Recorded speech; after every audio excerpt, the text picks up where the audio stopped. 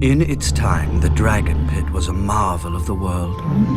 Full-grown Targaryen dragons nested beneath its massive dome, and even on the darkest nights, the walls seemed to glow with the fire of the great beasts inside.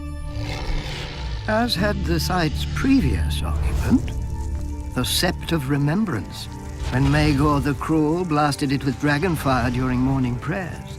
The screams of the dying men echoed through King's Landing all day, and a pall of ash and smoke hung over the city for a week. But as it dissipated, so too did the rebellion of the Faith Militant.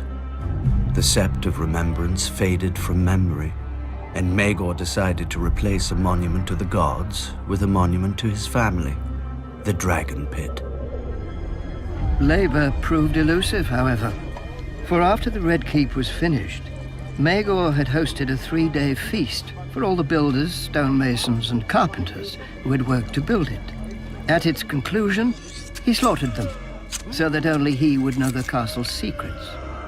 So many men fled the construction of the Dragonpit that Maegor was forced to employ the prisoners of the city dungeons, supplemented by skilled and ignorant builders from across the narrow sea. For more than a century, the Targaryens housed their dragons in the Dragonpit. But dragons are not horses to be stabled or hounds to be kenneled.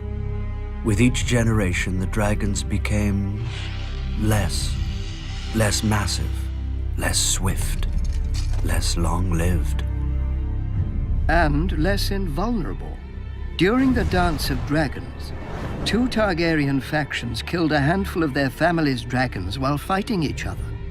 A frenzied mob even broke into the Dragonpit and slaughtered the 5 dragons chained there, though the last managed to bring down the roof of the Great Dome on its assailants. The dragons never recovered their former strength or numbers. Perhaps their line had been too broken, or perhaps others intervened to break it further. But the last dragon grew no larger than a cat, and its death earned Aegon, 3rd of his name, the epithet Dragonbane. What is a dragon pit without dragons? The roof remained where it had fallen. The great bronze doors rusted and fell off their hinges. Prostitutes cavorted where fantastic creatures had once fed and slept. Then came Daenerys.